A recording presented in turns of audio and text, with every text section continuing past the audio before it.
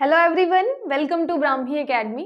आज का हमारा टॉपिक है आत्मनिर्भर मध्य प्रदेश। उसमें 4 पिलर हैं। मैंने आपको स्टार्टिंग में आपके 3 लेक्चर्स करवाए हैं जिसमें मैंने हर एक पिलर को अलग अलग बताया है।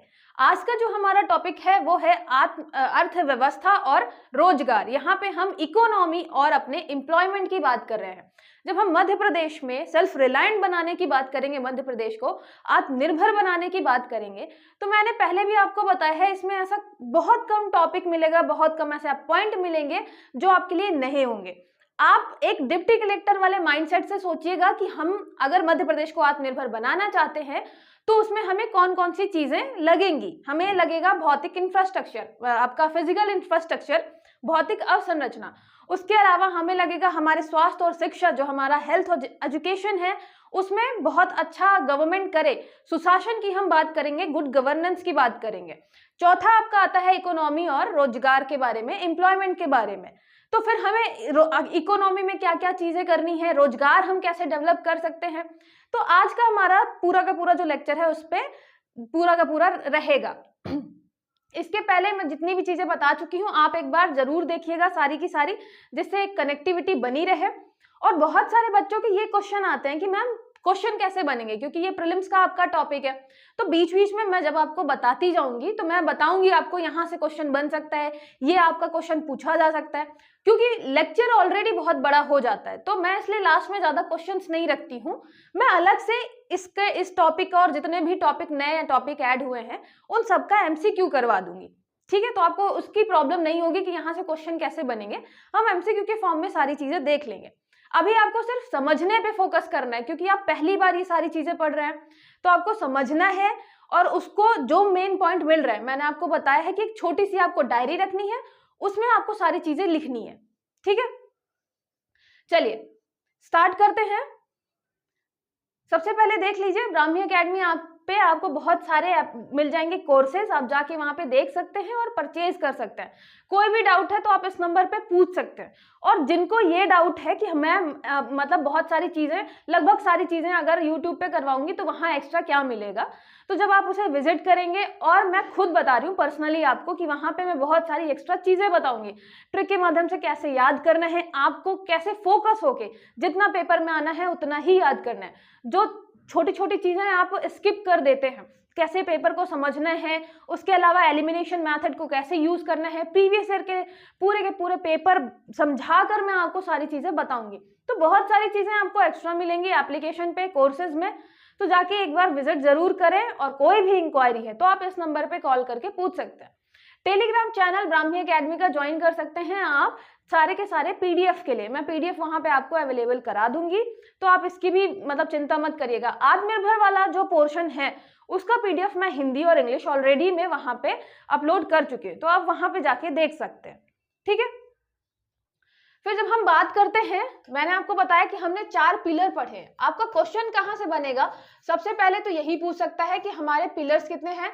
तो हमने मेनली 4 पिलर लिए हैं आत्मनिर्भर अपने मध्य प्रदेश को सेल्फ रिलायंट बनाने के लिए। एक आपका है भौतिक संरचना। ठीक है, भौतिक संरचना है जिसमें हम बात करते हैं फिजिकल इंफ्रास्ट्रक्चर की, फिजिकल इंफ्रा की बात करते हैं। उसके अलावा एक है हमारा सुशासन, यहाँ पे है सुशासन, जिसमें हम बात करते हैं गुड गवर्नेंस की। कोई भी कितना अच्छा काम क्यों ना कर ले, अगर गवर्नमेंट सपोर्ट ही नहीं करेगी, आप कितना भी सोचे कि हम ये स्टार्टअप करेंगे, हमारा प्लान बहुत अच्छा है, हर चीज आप अच्छे से एग्जीक्यूट करने का प्लान कर लेंगे, मैनेजमेंट अच्छा कर लेंगे, लेकिन अगर आपका गवर्नमेंट सपोर्ट नहीं करेगी, आपको गवर्नेंस अच्छा नहीं मिलेगा, तो आप ग्रो नहीं कर पाएंगे। आत्मनिर्भर कैसे बनाएंगे मध्य प्रदेश को, है ना। आप खुद आत्मनिर्भर बनाएंगे खुद को, फिर उसके साथ साथ आपका मध्य प्रदेश भी आत्मनिर्भर बनेगा। तो इसलिए सुशासन भी बहुत जरूरी है। उसके साथ साथ स्वास्थ्य और शिक्षा, पढ़े लिखे लोग बहुत जरूरी हैं, उनकी हेल्थ अच्छी होना जरूरी है। जो आपका मतलब ह्यूमन रिसोर्स है वो बहुत ज्यादा अच्छा होना जरूरी है। तो यहाँ पे हम हेल्थ और एजुकेशन की बात करते हैं, हेल्थ एंड एजुकेशन। फिर आपका जो चौथा पिलर है वो है आपका कौन सा, अर्थव्यवस्था, अर्थव्यवस्था और रोजगार। जब तक हम रोजगार डेवलप नहीं करेंगे, गवर्नमेंट उसके लिए कुछ काम नहीं करेगी, इंप्लॉयमेंट जनरेट नहीं करेगी, आत्मनिर्भर मध्य प्रदेश आप कैसे बना पाएंगे? ठीक है, तो ये भी याद रखना है कि जब हम आत्मनिर्भर मध्य प्रदेश बनाने की बात करते हैं तो हम बहुत ज्यादा वाइड अपना स्कोप लेकर चलते हैं, हम छोटी छोटी चीजों पे फोकस करते हैं।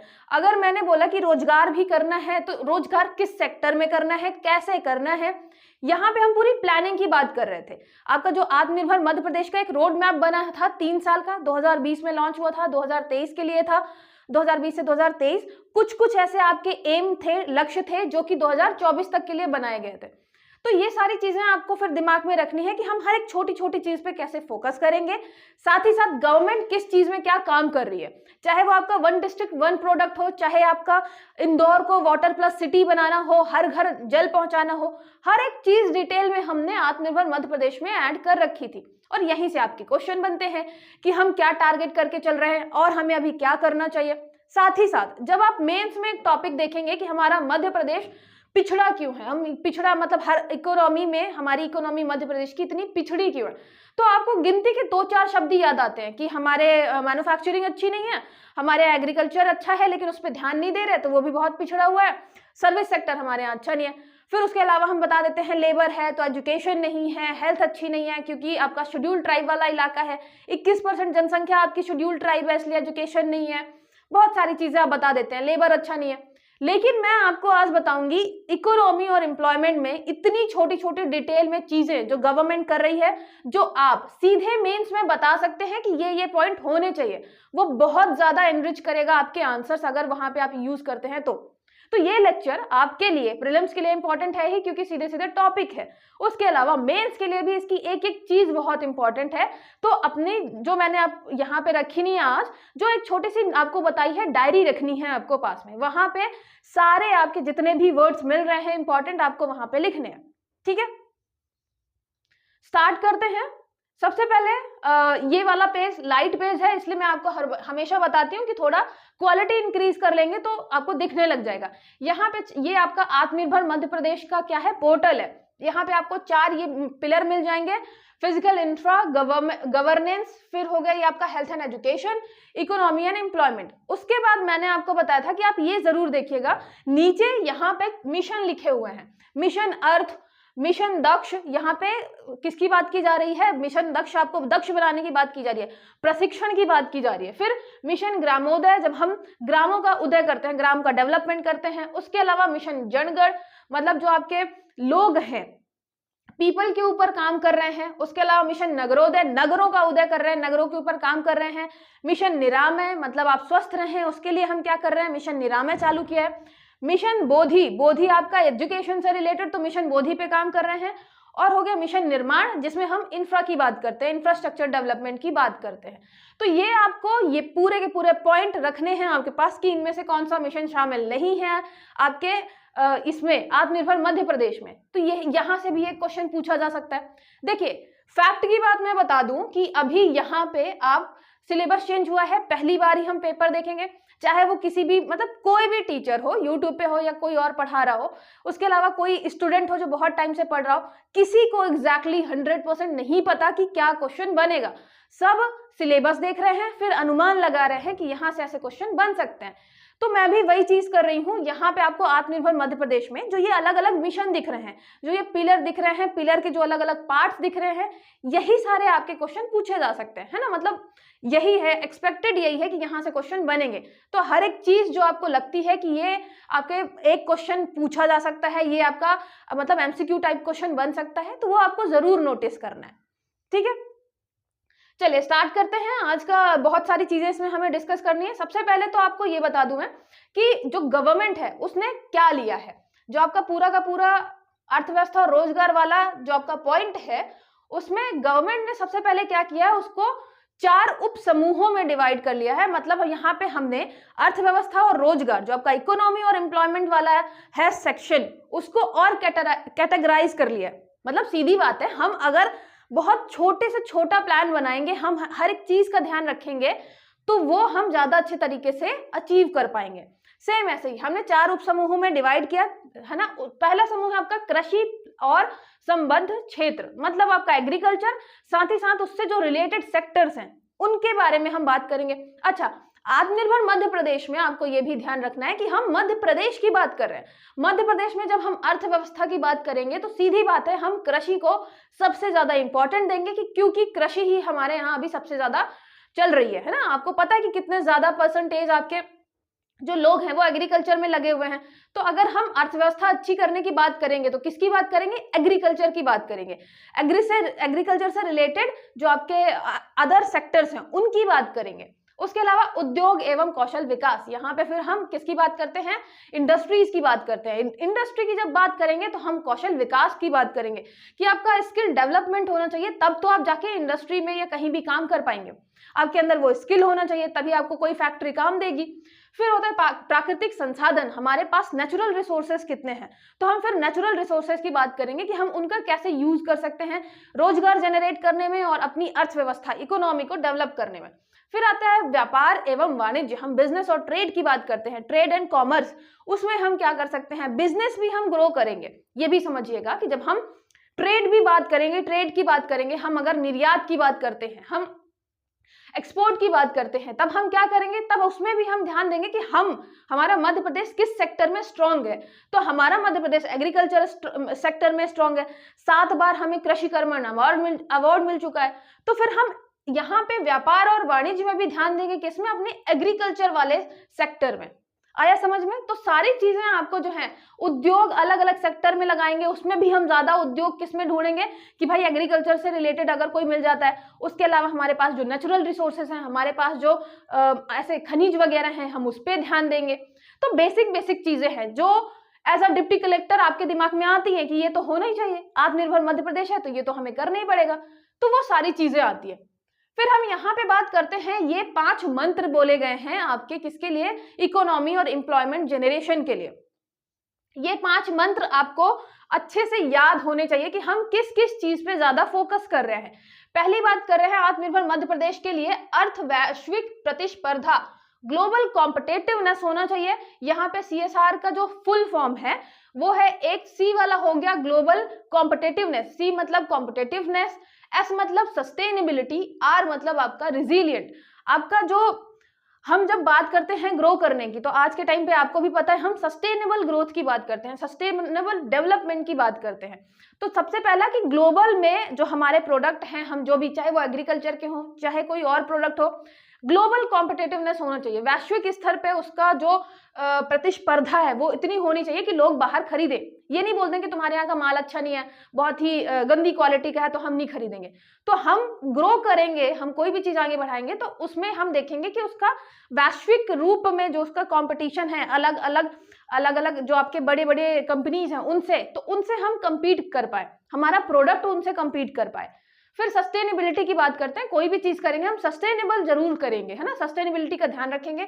साथ ही साथ वो रिजिलियंट होना चाहिए समय के अनुसार। ऐसा नहीं कि कोई, मतलब जैसे मान लीजिए कोविड आ गया तो बिल्कुल सब खत्म ही हो गया, अब वो चीज हमने स्टार्ट की थी वो बिल्कुल जीरो आ गई, ऐसा नहीं होना चाहिए। वो ऐसा हो कि थोड़ा सा लचीलापन हो उसमें। अगर कोविड आ गया तो हम उसको किसी और चीज में बदल के फिर उसको कंटिन्यू कर पाए, तो हमारा जो इकोनॉमी है, जो हमारा एम्प्लॉयमेंट है, उस पर ज्यादा फर्क नहीं आए। दूसरा हमारे है सबके लिए पढ़ाई सबके लिए कमाई, ये आपका मंत्र है। एजुकेशन अच्छी होगी, एम्प्लॉयमेंट अच्छा होगा। फिर है एक जिला एक पहचान, आप बढ़ ही रहे हैं, 1 डिस्ट्रिक्ट 1 प्रोडक्ट। और मतलब बहुत सारे बच्चों ने मेरा जो 1 डिस्ट्रिक्ट 1 प्रोडक्ट का है वीडियो वो बहुत ज्यादा पसंद भी किया है, ठीक है, तो आप भी जाके वो देख सकते हैं। बहुत ही आसान तरीके से मैंने सारी चीजें याद करवाई हैं। उसके अलावा स्थानीय के लिए मुखर, मतलब हम लोकलाइजेशन की बात करेंगे, ज्यादा से ज्यादा चीजें अपने यहाँ ही डेवलप हो, हम निर्यात करें ज्यादा से ज्यादा। उसके अलावा कृषि में रोजगार से कृषि के इर्द गिर्द रोजगार। एग्रीकल्चर में एम्प्लॉयमेंट आपको पता है एक लेवल के बाद हम नहीं बढ़ा पाएंगे, तो हम कृषि से रिलेटेड जो अदर सेक्टर्स हैं उसमें रोजगार बढ़ाने की बात करेंगे, उसमें एम्प्लॉयमेंट जनरेशन की बात करेंगे। और ये जितने भी पॉइंट हैं, ये जो आपके 5 मंत्र हैं, आपको हर बार लिखा हुआ मिलेगा कि 150 से ज्यादा जो आपके अलग अलग क्षेत्र के जो भी अपने एक्सपर्ट थे, अलग अलग फील्ड के, सबने अपना सुझाव दिया, तब कहीं जाके ये आपका रोड मैप तैयार हुआ था। तो ये भी याद रखना है कि ये मतलब ऐसा नहीं है कि किसी ने भी आके बता दिया कि ये कर लो वो कर लो, बहुत ही सोच समझ के प्लानिंग के साथ हर चीज बनाई गई है, तो आपको सीधे ये चीजें यूज करनी है। अब देखिए सबसे पहले हमारा जो है एग्रीकल्चर और उससे रिलेटेड आपके सेक्टर्स आते हैं। क्यों? क्योंकि मैंने बताया मध्य प्रदेश में आप सबसे ज्यादा एग्रीकल्चर पे फोकस करेंगे। अगर आपको अपनी इकोनॉमी बढ़ानी है, अगर आपको एम्प्लॉयमेंट जनरेशन करना है, तो एग्रीकल्चर में क्या क्या कर सकते हैं। अब आपको खुद दिमाग लगाना है कि भाई एग्रीकल्चर में आप क्या क्या कर सकते हैं। तो सबसे पहला हो गया फसलों की उत्पादकता में वृद्धि के विविधीकरण। पहले क्या कर सकते हैं, जो आपके आदिवासी विकास खंड है 89, उसमें 50% उत्पादकता की वृद्धि करनी है कि भाई जो आपके हैं ट्राइबल जो पॉपुलेशन है उनको भी आपको ग्रो करवाना है, एग्रीकल्चर में इन्वॉल्व है वो, तो एग्रीकल्चर की उत्पादकता बढ़ाएंगे। उत्पादकता बढ़ाने के लिए क्या क्या करेंगे अभी हम पढ़ेंगे। हम हर एक चीज पे फोकस करेंगे। अगर हमें प्रोडक्शन बढ़ाना है तो हमें बीजों पे ध्यान देना है, हमें आपके जल पे ध्यान देना है, वाटर सप्लाई अच्छा होना चाहिए, उसके अलावा हमें जो फर्टिलाइजर है उर्वरक पे ध्यान देना है, सारी चीजें। तो आप बारी बारी से बस वही चीजें पढ़ेंगे। अगर हमें एग्रीकल्चर इंक्रीज करना है, हमें उत्पादन बढ़ाना है, तो हमारे बीज कैसे होने चाहिए, हमारा उर्वरक कैसा होना चाहिए, पानी की सुविधा कैसी होनी चाहिए, तो ये सारी चीजें हम पढ़ेंगे। साथ ही साथ एक चीज दिमाग में जरूर रखिएगा, हम सस्टेनेबल तरीके से एग्रीकल्चर करने की बात करेंगे। तो जो भी हमारी प्रोसेस रहेगी सस्टेनेबिलिटी की तरफ रहेगी। यहां पे आपको क्या करना है, यहां पे सबसे पहले तो ये ध्यान दीजिएगा कि भूमि का उपयोग हमें करना है फलदार वृक्षों और औषधीय पौधों के उत्पादन के लिए। मैंने बताया एग्रीकल्चर के अलावा हम अदर जो सेक्टर है उस पर ध्यान देंगे जिससे एम्प्लॉयमेंट जनरेशन हो, साथ ही साथ हमारी इकोनॉमी भी आगे बढ़े।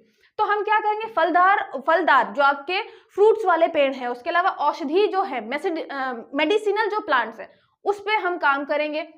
चारे उत्पादन के लिए हम चारा उत्पादन रकबा जो है उसको 2 गुना करेंगे, जो आपके पशुपालन हो गया उसके लिए। उसके अलावा जिलेवार उत्पादन और उपभोग का विश्लेषण करेंगे। हम ये क्यों कर रहे हैं, उत्पादन और उपभोग का विश्लेषण कि कंजप्शन हमारा कैसे है, हमें कितना उत्पादन करना चाहिए, पॉपुलेशन भी ग्रो कर रही है, उस हिसाब से देखेंगे।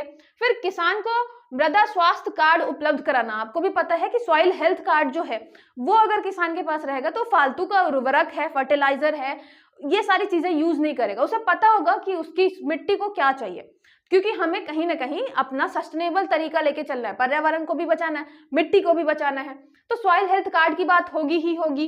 फिर उसके बाद हम बात करेंगे उचित मूल्य की फसलें उगाने वाले क्षेत्रों में मृदा स्वास्थ्य जांच में सूक्ष्म पोषक तत्व विश्लेषण की अधिक श्रेणियां जोड़ी जाएंगी। मतलब अभी जितने भी माइक्रोन्यूट्रिएंट्स रहे होंगे उस श्रेणी में, उसमें और जोड़े जाएंगे और छोटे छोटे। उसके अलावा उर्वरकता जो आपके फर्टिलाइज मतलब कितना मिट्टी फर्टिलाइज्ड है, कितना उसको जरूरत है, उसका मानचित्रण किया जाएगा।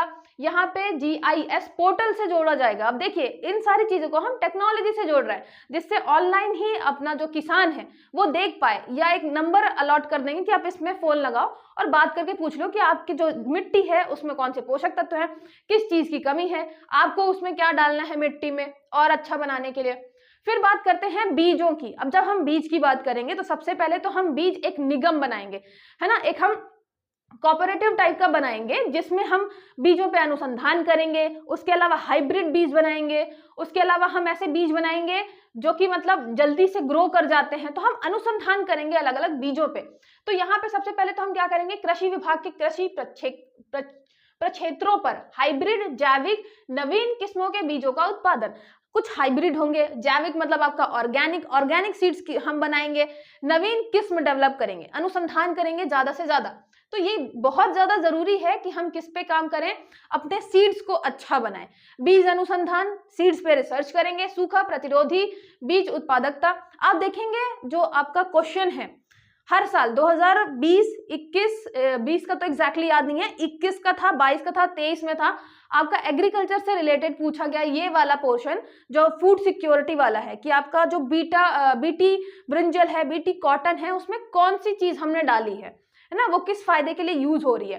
तो यहाँ पे आपको सीधे सीधे दिख जाएगा, जब हम बीज पे अनुसंधान कर रहे हैं तो हम उसको सूखा प्रतिरोधी बना रहे हैं कि भाई ड्रॉट रेजिलिएंट हो, अगर पानी कम भी गिर रहा है, कम भी पानी है उपलब्ध, तो भी अच्छी फसल हो जाए। उसके अलावा बदलती जलवायु को देखते हुए अल्पकालिक फसलें कि जो कम टाइम में ही क्या हो जाए, जल्दी पक जाए। मतलब ऐसा नहीं कि 6-6 महीने का टाइम ले, 6 महीने की जगह वो 3 से 4 महीने में ही तैयार हो जाए पूरी तरीके से। क्योंकि आपको भी पता है, चाहे हम वो ठंड का मौसम देखें, चाहे वो वर्षा का देखें, ग्लोबल वार्मिंग की वजह से, इसके अलावा जलवायु क्लाइमेट चेंज की वजह से सारी चीजें बदल रही हैं, कभी भी बारिश हो जाती है, कभी भी कोई चीज हो जाती है। तो इसके लिए हम क्या फोकस करेंगे कि हमारे जो बीज हो वो अल्पकालिक कम समय में तैयार हो जाए, ठीक है। उसके अलावा क्या होगा, प्रमाणित बीज पैकिंग पर होलोग्राम लेना अनिवार्य है। मतलब ऐसा नहीं है कि गांव वालों में, किसानों को तो पता नहीं है, अब कोई भी वहां पे गया रैंडम इंसान, वो बोल रहा है कि ये बहुत ज्यादा सर्टिफाइड बीज है और महंगे दामों में बेचकर चला गया, उसको लग रहा है कि ये अच्छे बीज है, उसने उगाए और उसका नुकसान हो गया। तो फिर गवर्नमेंट इसके लिए क्या कर सकते हैं, गवर्नमेंट ही करेगी। तो गवर्नमेंट करेगी कि आप जब भी बीज पैकिंग करेंगे, अगर वो प्रमाणित है तो उसमें होलोग्राम होना चाहिए, कुछ ना कुछ, जैसे हम अलग अलग निशान देते हैं ना, वैसे आईएसआई मार्क दे दिया, ऐसे ही आपका बीज को प्रमाणित करने के लिए भी हम होलोग्राम देंगे।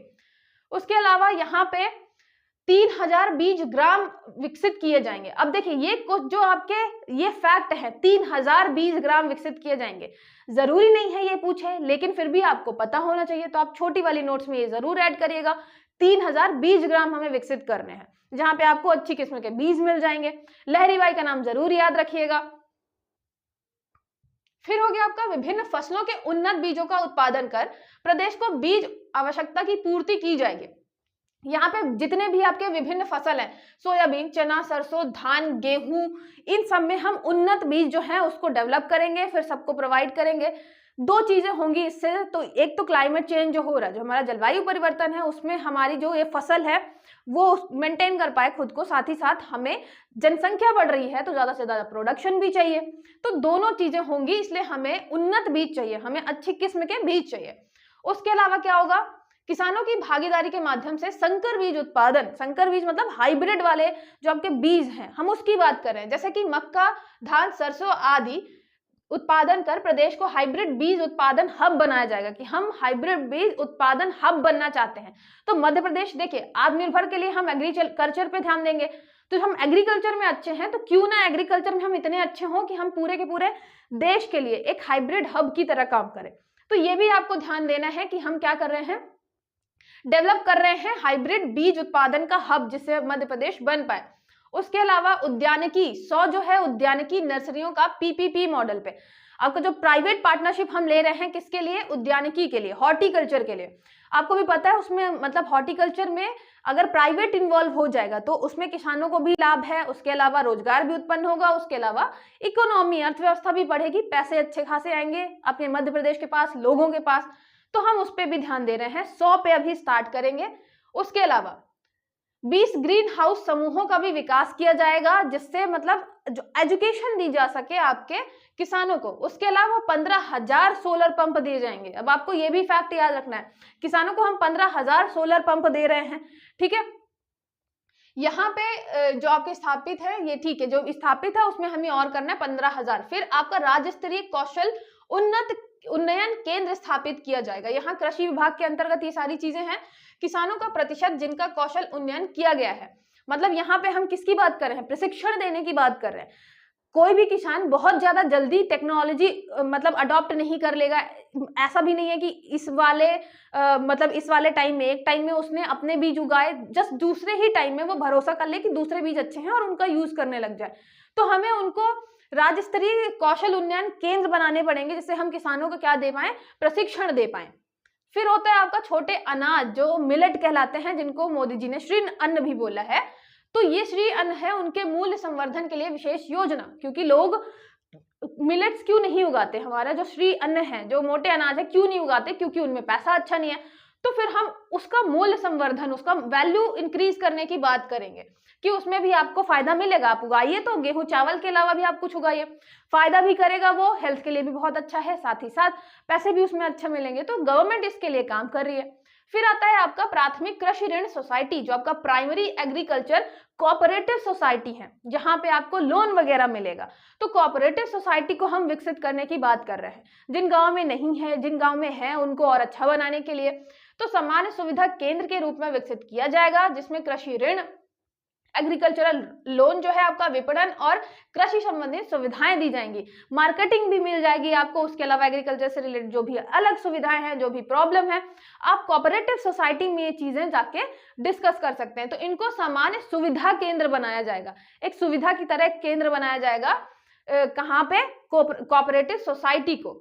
फिर उसके अलावा आता है इरिगेशन। देखिए मैंने बताया हम जब कृषि की बात करेंगे तो हम पानी सप्लाई, वाटर सप्लाई की जरूर बात करेंगे, क्योंकि पानी बहुत जरूरी है कृषि के लिए। लेकिन आपको भी पता है कि एग्रीकल्चर में मतलब आपका 50% जो पानी है वो वेस्ट होता है, क्योंकि बोर वोर चला के, मोटर चला के छोड़ दिया तो पानी पूरा वेस्ट हो रहा है, मिट्टी भी उसके ज्यादा बहुत ज्यादा क्या हो रही है, अपरदित हो रही है। तो हम माइक्रो इरिगेशन पे फोकस करेंगे। गवर्नमेंट बहुत ज्यादा फोकस कर रही है कि हम माइक्रो इरिगेशन करें, पेड़ों मतलब एक एक पेड़ पे पानी ऐसे हम पहुंचाएं, ना कि पूरे ऐसे खेत में खुला छोड़ दें मोटर और बस चलता रहे। तो ये हम माइक्रो इरिगेशन पे बात कर रहे हैं। उसके अलावा हमने क्या किया है, समस्त ग्रामों में समग्र कृषि विकास प्लान तैयार किया जाएगा। अब देखिए कोई भी चीज आप डेवलपमेंट की बात करेंगे तो आपको एक प्लान चाहिए होगा। तो जब हम कृषि डेवलपमेंट की बात करेंगे, एग्रीकल्चर का डेवलपमेंट करेंगे, तो ये होगा कि भाई अपने गांव वाले एक साथ बैठ के एक पूरा प्लान बनाएं कि क्या प्रॉब्लम है, उनको कैसे सॉल्व की जा सकती है और क्या क्या चीजें करनी पड़ेंगी, तब कहीं जाके गवर्नमेंट उसमें एक्शन ले सकती है। ये आपका एग्जाम्पल किसका माना जाएगा, डिसेंट्रलाइजेशन का। यहाँ पे मतलब आपका विकेंद्रीकरण जो है, हम एग्रीकल्चर पे काम कर रहे हैं तो हम किसानों से ही पूछ रहे हैं कि भाई आप एक रोड मैप बनाइए, आप यहाँ पे समस्त गांव में हमें क्या करना है, किसान का डेवलपमेंट प्लान बनाना है, उनकी हेल्प हम ले रहे हैं इन सारी चीजों के लिए।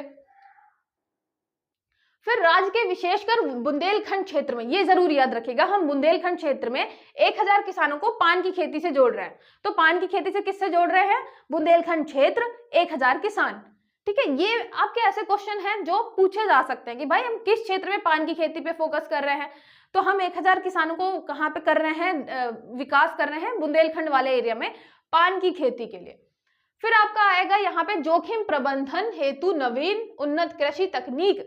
मतलब आपका अगर हम डिजास्टर मैनेजमेंट की बात करें, एग्रीकल्चर में जो आपका क्लाइमेट चेंज इतना ज्यादा हो रहा है, पानी, ओले, कितनी सारी प्रॉब्लम है, तो उसको हैंडल करने के लिए हमें क्या करना है, उसके लिए भी गवर्नमेंट काम कर रही है। उसके लिए क्या काम कर रही है, सबसे पहले 313 जितने भी हमारे विकास खंड हैं वहां पे स्वचालित मौसम केंद्र। अब सोचिए हर विकास खंड में, जिलों में भी नहीं, हम विकास खंडों की बात कर रहे हैं, उसके भी नीचे, तो हर विकास खंड में हम स्वचालित मौसम केंद्र बना रहे हैं, automated weather station and automated rain gauge की स्थापना और डेटा का पोर्टल बना रहे हैं। भाई कब पानी गिरेगा, कितना गिरेगा, आपको उस हिसाब से कैसे खेती करनी चाहिए, सारी चीजें तो हम यहाँ पे ऑटोमेटेड वेदर स्टेशन बना रहे हैं। अब ये सारे अगर फैक्ट आपकी कॉपी में हैं तो सोचिए कितना अच्छा लगेगा, है ना, कहाँ से नंबर कटेंगे फिर आपके। तो ये है ऑटोमेटेड वेदर स्टेशन बना रहे हैं हर एक विकास खंड में, जिलों में नहीं, उससे भी नीचे विकास खंड में। फिर उसके लिए एक डेटा के लिए पोर्टल भी बना रहे हैं, क्या पोर्टल में भी जाके चेक कर लो सारी चीजें। उसके अलावा भूमि उपयोग, वाटरशेड विकास, हम वाटरशेड डेवलपमेंट की बात करते हैं। फसल की व्यवस्था के आंकलन हेतु जीपीएस, रिमोट सेंसिंग, मतलब जितनी भी तकनीकें हमारे पास हैं, जितनी हम यूज कर सकते हैं, जीपीएस का हो गया, रिमोट सेंसिंग का हो गया, सारी चीजें हम यूज करेंगे एग्रीकल्चर में और ज्यादा से ज्यादा फायदा पहुंचाएंगे किसे, किसानों को। फिर आता है आपका ड्रोन। ड्रोन से जैसे आपने छिड़काव कर दिया फर्टिलाइजर का, उर्वरक का, कीटनाशक का, उसके अलावा ड्रोन जो है वो बता रहा है किस एरिया में कितना पानी है, सारी चीजें, तो ड्रोन से आप बहुत सारी हेल्प ले सकते हैं। तो drone, big data analytics, big data से क्या होता है, मतलब ये आप, मैं डिटेल में तो बिल्कुल नहीं जाऊंगी, बस ये जान लीजिए कि हम एक डेटा की बात कर रहे हैं कि हर एक चीज का अगर डेटा अवेलेबल है तो कैसे आप बहुत आसान तरीके से ये बता सकते हैं कि कहाँ पे कौन सी खेती होनी चाहिए, किसमें लाभ है, पिछले 10 सालों में 20 सालों में क्या उगाया गया तो ज्यादा फायदा हुआ, एग्रीकल्चर सॉइल के हिसाब से कौन सी फसल होनी चाहिए। तो बहुत सारी चीजें जो हैं आज के टाइम पे जो आपकी टेक्नोलॉजी है, बिग डेटा, मशीन लर्निंग, फिर GIS, ये सारी जो तकनीक है इनका उपयोग करना है हमें। उसके अलावा हमें इन सारी चीजों का उपयोग तो करना है, ठीक है, लेकिन मध्य प्रदेश में हमें इन सारी चीजों को उपयोग करने के लिए सबसे पहले क्या चाहिए, इंफ्रास्ट्रक्चर चाहिए। तो उसके लिए हम बुनियादी डिजिटल अधोसंरचना का विकास करेंगे। तो पहले हम इंफ्रा बनाएंगे, फिर सारी चीजें जितना भी डेटा है, बिग डेटा एनालिटिक्स और उसके अलावा आपका ये मशीन लर्निंग, ये सारी चीजें यूज करके एग्रीकल्चर, पशुपालन, इन सब का डेटा क्या है हम यूज करेंगे उसको अच्छा बनाने के लिए, उसका डेवलप करने के लिए। फिर आता है आपका 1000 जलवायु अनुकूलित ग्रामों का विकास करना, क्लाइमेट स्मार्ट हम ग्राम बना रहे हैं। सोचिए कितनी अच्छी बात है, 1000 क्लाइमेट स्मार्ट हम विलेज बना रहे हैं, जिन्हें पता है कि अगर क्लाइमेट में जो भी चीजें आती हैं तो हमें कैसे काम करना है। तो ये आपका एक नेक्स्ट पॉइंट हो गया, 1000 हम क्या कर रहे हैं, क्लाइमेट स्मार्ट विलेज बना रहे हैं। उसके अलावा प्रत्येक कृषि विकास विज्ञान केंद्र जिले के लिए उपयुक्त 4 फसलों पर जोर देगा। जो आपका जिले में कृषि विज्ञान केंद्र है, कृषि के लिए विज्ञान केंद्र है, वो 4 फसलों पर जोर देगा। इन फसलों के लिए विशेष केंद्र के रूप में विकसित किया जाएगा। मतलब 4 फसलें हैं जिसपे वो फोकस करेगा, और उन 4 फसलों के लिए मेन सेंटर जो होगा, कौन होगा? आपका कृषि विज्ञान केंद्र, एग्रीकल्चर साइंटिफिक सेंटर, जो भी आप बोले उसको, साइंस सेंटर, ठीक है, एग्रीकल्चर साइंस सेंटर हो गया आपका। तो इसमें 4 जो आपकी फसलें उन पे मेन फोकस किया जाएगा, और ये हम प्रत्येक जिले के लिए बना रहे हैं। जिस भी जिले में जो भी फसल आपकी अच्छी हो रही होगी, उन 4 फसलों को हम ले लेंगे। उसके अलावा टास्क फोर्स का गठन, जैसे आपका कृषि गारंटी ट्रस्ट बनाया जाएगा, गठन के संबंध में सलाह दे, ताकि फसलों के क्षतिग्रस्त होने पे, मतलब अगर फसल खराब हो जाती है तो हम क्या बना रहे हैं? हम एक यहाँ पे एग्रीकल्चर गारंटी ट्रस्ट बना रहे हैं, हम एक कृषि गारंटी ट्रस्ट बना रहे हैं। ये सारी चीजें अपने नोट्स में जरूर लिखिएगा। उससे क्या होगा कि आपको फसल का बीमा मिल जाएगा। उसके अलावा राजस्व पुस्तक परिपत्र के आधार पर राहत राशि प्रदान करने के मॉडल पर विचार करने की अनुशंसा है। हम अभी तक बीमा देते हैं, उसके अलावा हम और क्या कर सकते हैं उस पर अभी विचार किया जा रहा है। फिर उसके अलावा क्या हो गया, यहाँ पे जैविक मल्चिंग को बढ़ावा देना है। अब यहाँ पे ऑर्गेनिक एग्रीकल्चर की जब हम बात करें तो यहाँ पे 5 लाख हेक्टेयर में हमें जैविक मल्चिंग करनी है। उसके लिए हमें प्रशिक्षण देना है, उसका प्रचार प्रसार करना है, क्योंकि अभी लोग जानते ही नहीं है ऑर्गेनिक एग्रीकल्चर। उनको ऐसा लगता है कि महंगी पड़ेगी या फिर हमें उतना फायदा नहीं होगा, तो हमें प्रचार प्रसार भी करना जरूरी है। फिर नरवाई जलाने वाले क्षेत्रों पर अंकुश लगाने हेतु नवीन कृषि उपकरण, जो हम मतलब कि यहाँ पे जो भी एक्स्ट्रा चीजें बचती हैं वो जला देते हैं, तो उसके बिहाफ में अब हम क्या कर सकते हैं कि हैप्पी सीडर हो गया, बेलर हो गया, ये सब यूज कर सकते हैं नवीन कृषि उपकरणों का। ठीक है, तो यहाँ पे क्लाइमेट चेंज और आपका जो आपका एयर पोल्यूशन है, वायु जो आपका प्रदूषण है, उससे बचाने के लिए ये सारी चीजें कर रहे हैं। फिर लैब टू लैंड हेतु रणनीति तैयार करना, ताकि कृषि क्षेत्र के शोधों का प्रचार प्रसार कर उत्पादकता में सुधार किया जाए। जितना भी हम लैब में जितना भी हम एग्रीकल्चर में क्या कर रहे हैं, अनुसंधान कर रहे हैं, रिसर्च कर रहे हैं, उसको हमें लैंड तक पहुंचाना है, तभी तो कुछ बात बनेगी। तो यहाँ लैब टू लैंड, ये आप लाइन लिख लीजिएगा, लैब टू लैंड। हमें एक रणनीति, एक स्ट्रैटेजी पूरा बनानी है, जिससे कृषि क्षेत्र में जो शोध हो रहे हैं, जो रिसर्च हो रही है, वो मतलब वहां पे लोकल स्थान पे जहां पे एग्रीकल्चर हो रहा है वहां पे पहुंच पाए, ठीक है ना, ग्रास रूट लेवल पे।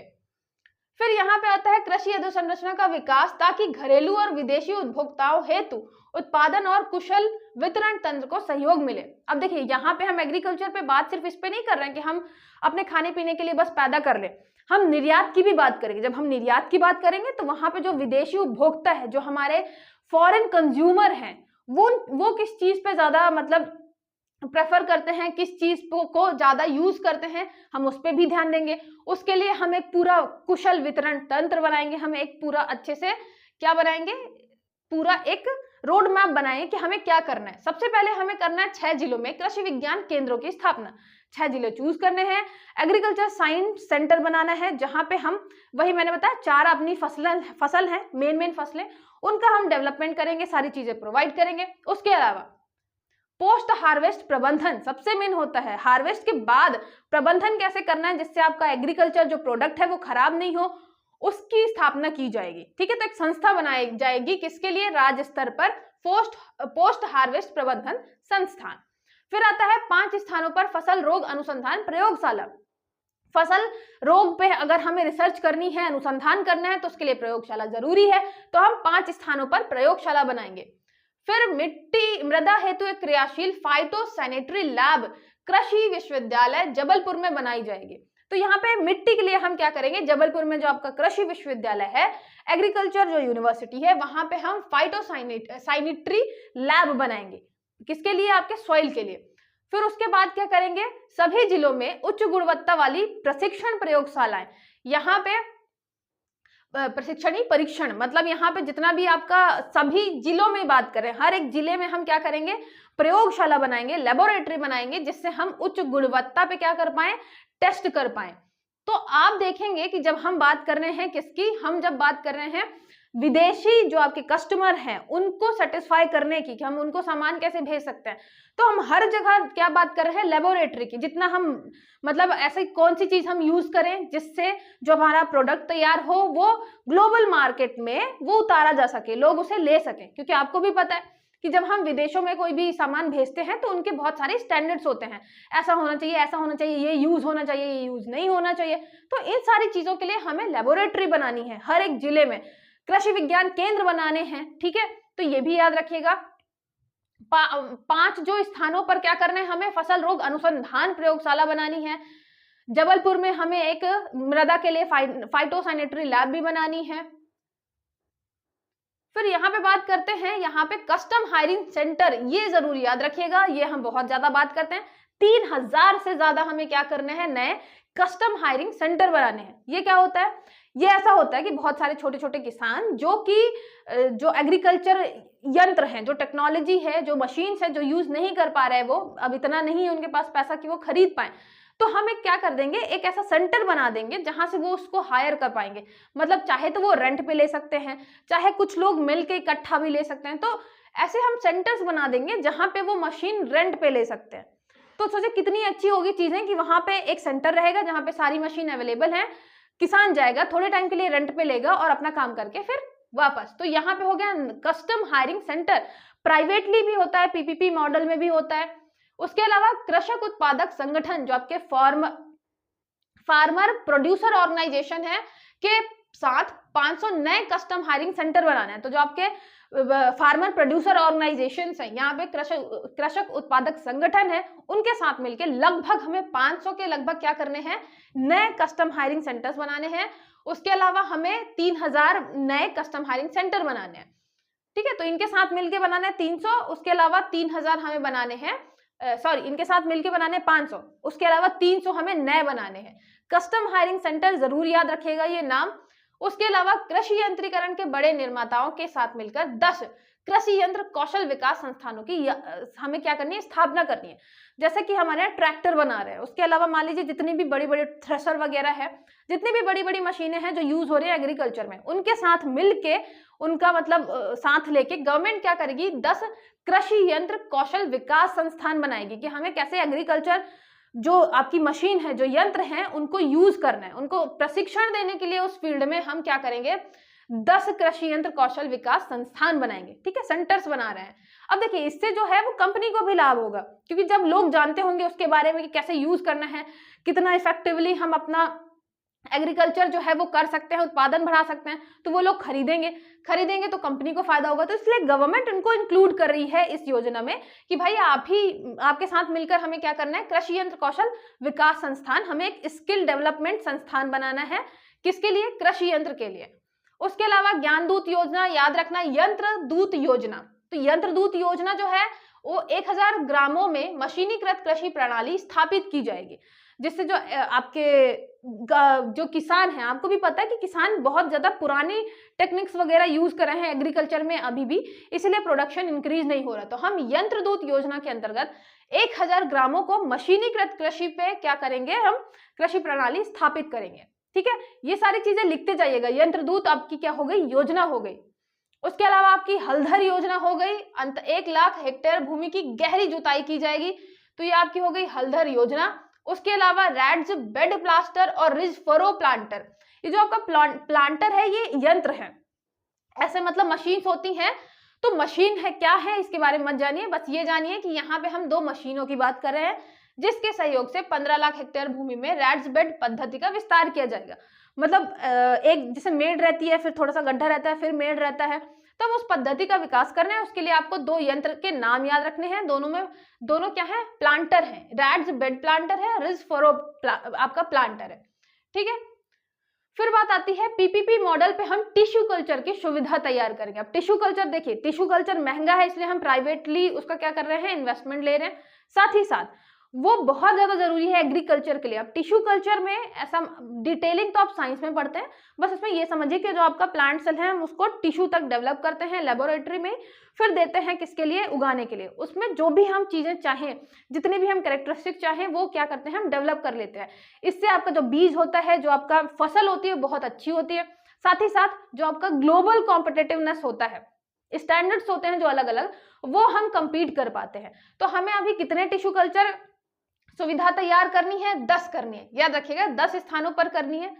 उसके अलावा उद्योग विभाग के साथ मिलकर कृषि एवं उद्यानिकी क्षेत्र में कॉर्पोरेट निवेश को बढ़ावा देना है कि हमारे एग्रीकल्चर में, आपको भी पता है प्राइवेट फार्मिंग की बात करते हैं कि प्राइवेट सेक्टर इन्वॉल्व हो हमारी फार्मिंग में, जैसे कि मतलब एक साथ वो बहुत सारी चीजों को ऑर्डर दे दे कि हमें इतने आपके आलू चाहिए, आप इतने टाइम में आलू उत्पादित करके देखिए दीजिए हमें, फिर हम चिप्स बनाएंगे।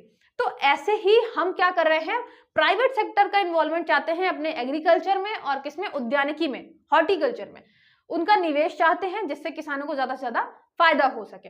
अब ये सारी चीजें सिंपल है, आपको पता है कि अगर प्राइवेट इन्वेस्ट करता है कोई भी तो ये मतलब भरोसा हो जाता है किसान को कि हमें इस चीज के पैसे मिलेंगे, वो अच्छे से काम करता है। साथ ही साथ आपके जो गवर्नमेंट है उस पर भी बर्डन कम हो जाता है कि हम गिनती की 3-4 फसलें ही उगा रहे हैं, उसके अलावा हम वैरायटी नहीं दे पा रहे। तो ये सारी भी चीजें बहुत इंपॉर्टेंट हो जाती है। साथ ही साथ आपको किसान जो है उसको पैसा मिलता ही है उस चीज के लिए। अच्छा, तो ये सारी चीजें हैं कि आप क्या प्रमोट करेंगे, एग्रीकल्चर और हॉर्टिकल्चर में कॉर्पोरेट निवेश हो। फिर युवा स्वरोजगार योजना के माध्यम से 3000 एग्री क्लिनिक और एग्री सर्विस केंद्र स्थापना करना है। युवा स्वरोजगार योजना में क्या करना है कि हम एग्री क्लिनिक, मतलब एग्रीकल्चर से रिलेटेड कोई भी प्रॉब्लम है आप हमारे यहाँ आइए, तो 3000 लगभग हमें क्या करने हैं, एग्री क्लिनिक और एग्री सर्विस केंद्र बनाने हैं। कोई भी डिटेल चाहिए हो, गवर्नमेंट कोई योजना के बारे में जानना हो और मतलब क्या यूज करना है क्या नहीं करना है, सारी चीजें आपको यहाँ पे सर्विस सेंटर में मिल जाएंगी। जैसे हमारे सर्विस सेंटर रहते हैं अलग अलग, मशीन्स के अलग रहते हैं, ऑटोमेटेड जो आपकी व्हीकल्स हैं उनके अलग रहते हैं, ऐसे ही हम एग्रीकल्चर के लिए भी सर्विस सेंटर बना रहे हैं। कितने? 3000। फिर उसके बाद आता है आपका प्रमाणित जैविक कृषि उत्पादन में बढ़ोतरी। हमें ऑर्गेनिक एग्रीकल्चर करना है लेकिन हाँ प्रमाणित होनी चाहिए, 100% होना चाहिए उसमें कि हम ऑर्गेनिक ही उगा रहे हैं, ये नहीं कि हमने आधा ऑर्गेनिक यूज किया है और आधा हम केमिकल यूज कर रहे हैं। तो प्रमाणित आपका ऑर्गेनिक एग्रीकल्चर करना है, उसके लिए लगभग 4 लाख हेक्टेयर हमें पहुंचाना है ऑर्गेनिक एग्रीकल्चर को। उसके अलावा क्या करना है, बीज निगम के प्रक्षेत्रों पर 30,000 क्विंटल जैविक बीजों का उत्पादन, कि भाई हम बीजों का उत्पादन कर रहे हैं, हम हाइब्रिड बीज की बात कर रहे हैं, उसके अलावा हम नए किस्मों की बीज की बात कर रहे हैं। तो साथ ही साथ गवर्नमेंट इस पे भी फोकस करी है कि 30,000 क्विंटल हमें कम से कम ऑर्गेनिक सीड्स भी चाहिए। ठीक है, तो ये भी याद रखना है, ऑर्गेनिक सीड्स की बात कर रहे हैं। फिर आदिवासी क्षेत्रों में क्या कर सकते हैं, आदिवासी क्षेत्रों में क्योंकि रोजगार तो उनको भी देना है, जब मध्य प्रदेश आत्मनिर्भर बनेगा तो सीधी बात है जितने भी लोग हैं आदिवासी समेत वो भी, उनका भी आत्मनिर्भर बनना जरूरी है। तो उस क्षेत्र के लिए हम क्या करेंगे, हम कृषि और उद्यानिकी उत्पादों में जैविक प्रमाणीकरण प्रक्रिया प्रोटोकॉल स्थापित करेंगे कि जो आपके आदिवासी क्षेत्र है वहां पे हम आपका ऑर्गेनिक एग्रीकल्चर कैसे प्रमोट कर सकते हैं। फिर मंडला जिले में ये जरूर याद रखिएगा, मंडला जिले में राष्ट्रीय स्तर के जैविक कृषि अनुसंधान केंद्र की स्थापना करना है। कहाँ करना है, मंडला में। क्या करना है, ऑर्गेनिक एग्रीकल्चर के लिए हमें रिसर्च सेंटर बनाना है, तो जैविक कृषि अनुसंधान केंद्र मंडला में स्थापित करना है। फिर बात आती है फर्टिलाइजर्स वगैरह की, तो ऑर्गेनिक मतलब पूरा ऑर्गेनिक, अगर हम उर्वरक फर्टिलाइजर भी यूज करेंगे तो बायो फर्टिलाइजर यूज करेंगे, अगर हम कीटनाशक भी यूज करेंगे तो हम बायो पेस्टिसाइड्स ही यूज करेंगे, है ना, जैविक कीटनाशक, उसका भी उत्पादन करना जरूरी है प्रदेश में। और आपको भी पता है इंडिया लेवल पे हम ऑर्गेनिक खेती को बहुत ज्यादा बढ़ावा दे रहे हैं, तो अगर हमारे यहाँ ऑर्गेनिक अगर bio fertilizer bio pesticides develop होते हैं तो हम निर्यात कर सकते हैं आसपास के राज्यों में भी। उसके अलावा एक राष्ट्र एक बाजार के लक्ष्य को प्राप्त करने के लिए कृषि विपणन कानूनों में सुधार, इन सारी चीजों के अलावा एग्रीकल्चर में जितने भी कानून हैं, पुराने कानून हैं, उसमें कुछ चेंजेस करने पड़ेंगे। आप पूरा एक जो राष्ट्र है, पूरा जो भारत है, उसको एक बाजार की तरह डेवलप करना पड़ेगा अपने एग्रीकल्चर के लिए, तो उस पर भी ध्यान देना पड़ेगा।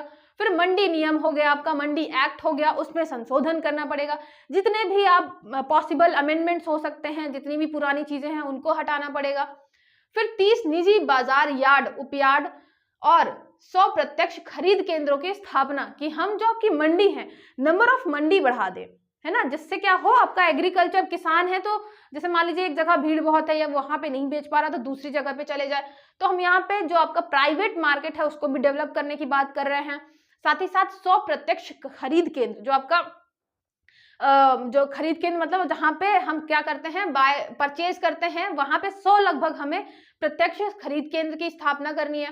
फिर मंडी के समस्त रिकॉर्ड और प्रक्रिया को ऑनलाइन बनाना है, जिससे कोई भी प्रॉब्लम नहीं आए, हर किसान को पता हो कि उसका रिकॉर्ड वो कहाँ पे है, कब तक उसका जितना भी उत्पादन है वो बेचा जाएगा, पैसे कब आएंगे, तो सारी चीजें रिकॉर्ड और प्रक्रिया ऑनलाइन कर दी जाए।